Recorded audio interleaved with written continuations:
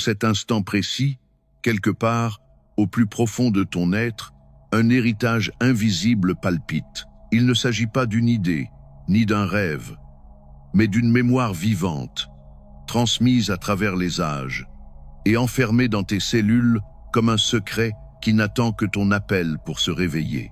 Les anciens maîtres savaient que la chair obéit au verbe. Chaque mot que tu prononces, chaque pensée que tu acceptes, imprime une loi silencieuse dans tes tissus. Tu l'as déjà expérimenté sans le savoir. Quand tu dis « je n'en peux plus », ton corps s'affaisse. Quand tu dis « je suis prêt », il se redresse et s'ouvre. Mais il existe autre chose, bien plus grande, bien plus ancien, un mot unique. Prononcé une seule fois, dans l'état intérieur juste, il agit comme un ordre divin que tes cellules reconnaissent immédiatement. Il n'a pas besoin d'être répété. Il n'exige ni croyance aveugle, ni rituel compliqué. Il est un décret vibratoire, un sceau sonore qui traverse ta chair pour la réaligner à sa perfection originelle. Ce mot fut inscrit, il y a des millénaires, dans un manuscrit que peu ont vu et encore moins ont compris. Le grimoire interdit de Thoth, gardé loin des mains profanes, protégé dans le silence des temples, il traversa les époques comme un joyau caché dans les plis de l'histoire. Aujourd'hui, si tu es ici, ce n'est pas par hasard. C'est que ton heure a sonné. Les épreuves invisibles que tu as traversées t'ont conduit à ce seuil. Et ce que tu vas découvrir dans les prochaines minutes pourrait changer à jamais ta façon de respirer, de penser et même d'exister.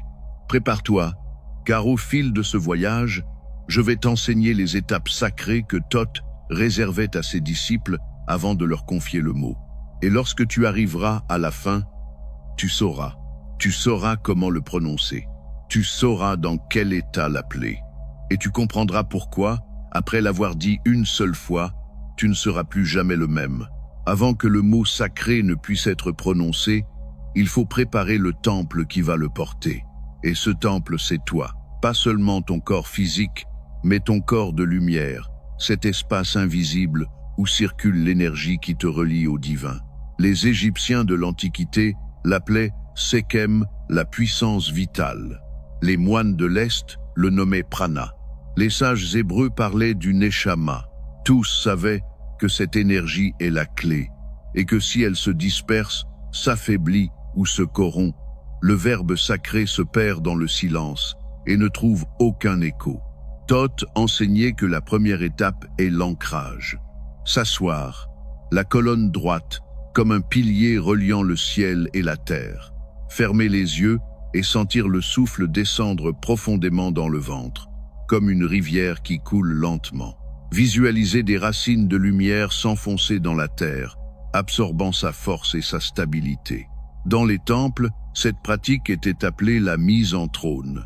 On disait à l'initié, « Deviens ton propre trône », et le mot reposera sur toi comme un roi sur son siège. Cette posture, répétée chaque jour, crée un état où ton corps devient lourd comme la pierre, mais ton esprit léger comme le vent.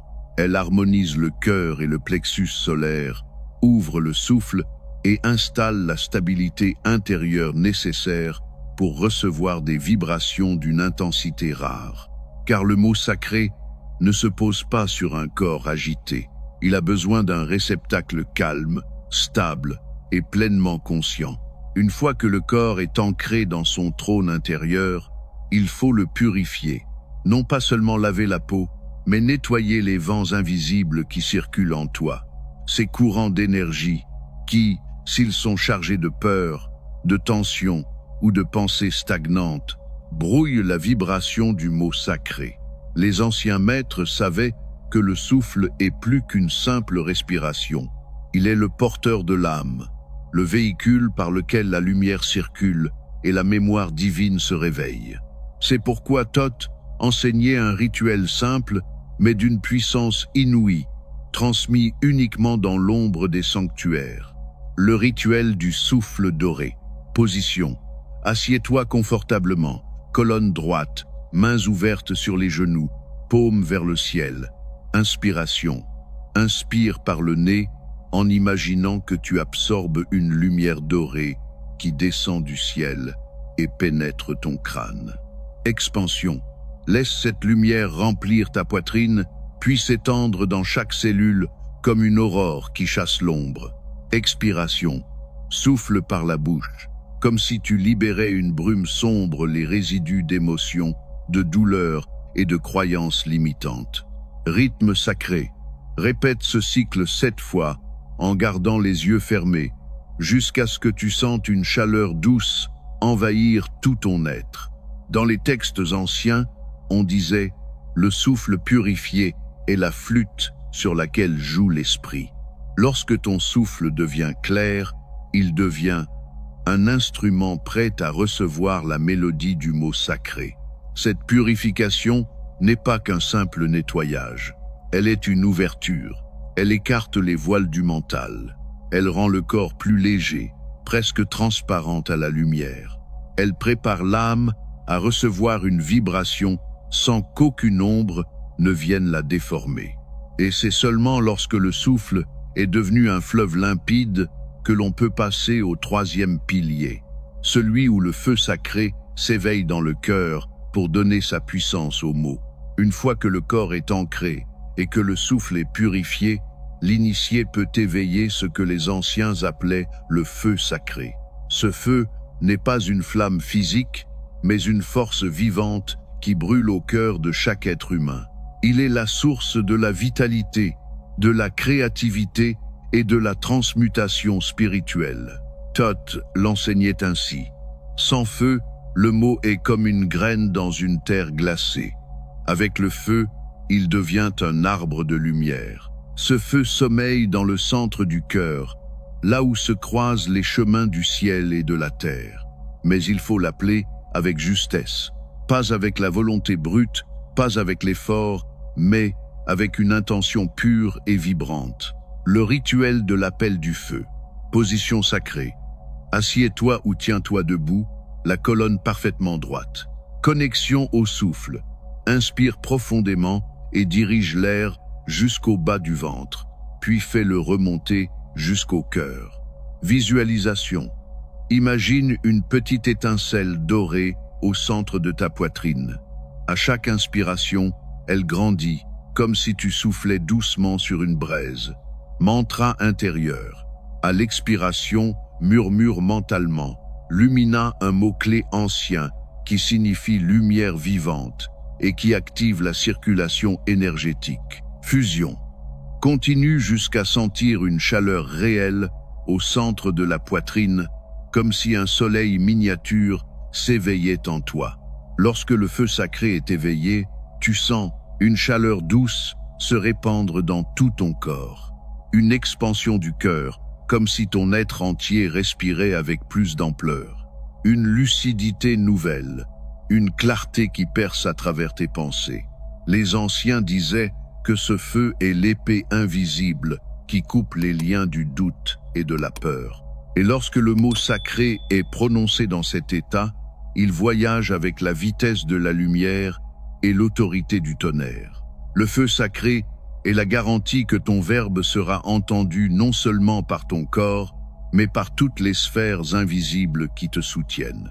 Et lorsque ce feu brûle en toi, tu es prêt pour la 4e étape, l'ouverture de l'œil intérieur, là où le mot prend forme avant même d'être prononcé. Le feu sacré brûle désormais dans ton cœur, et son rayonnement prépare la voie vers un seuil plus subtil encore, l'activation du 3e œil.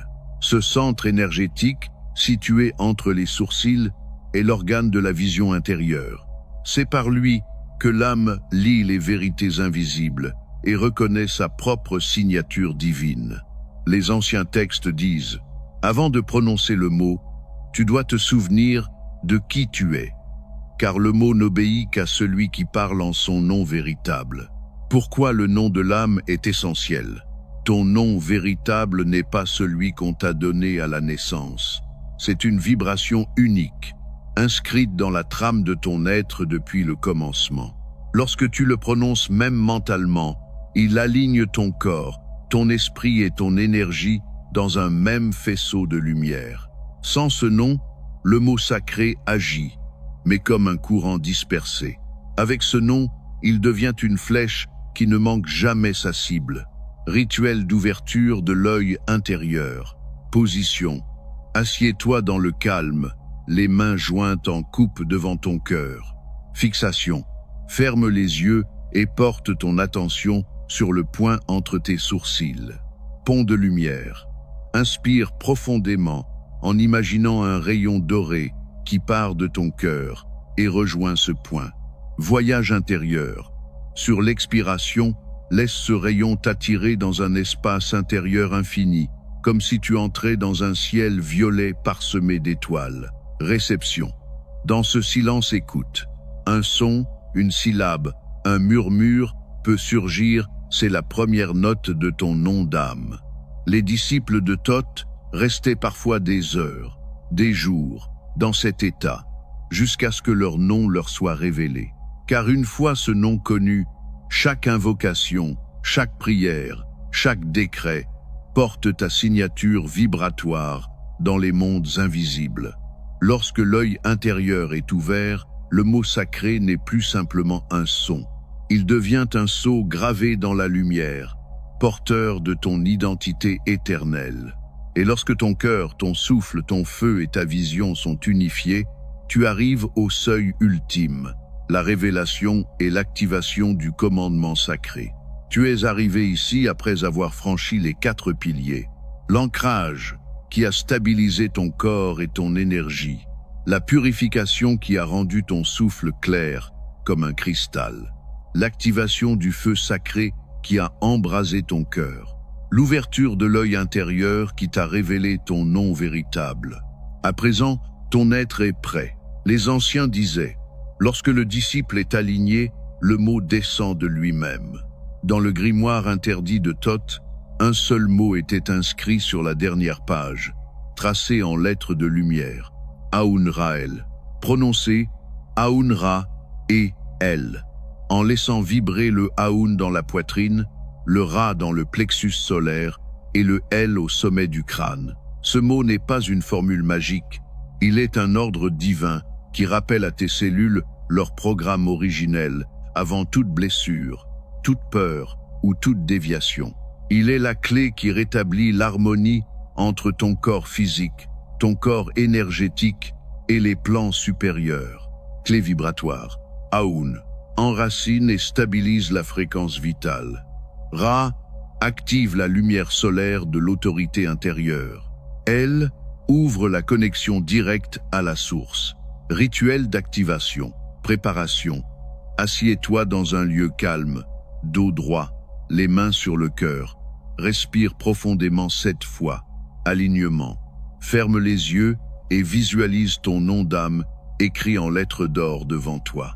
Invocation. Inspire profondément.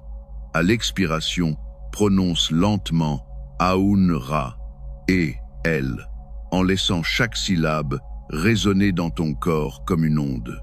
Seulement, reste immobile pendant 1 minute en sentant la vibration se répandre jusque dans tes os.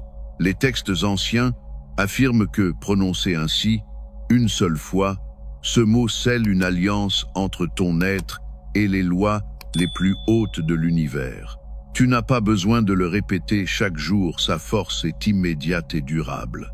À partir de là, chaque geste, chaque pensée, chaque souffle devient le prolongement de ce décret sacré. Et plus jamais tu ne regarderas ton corps, ta vie et ton âme comme avant.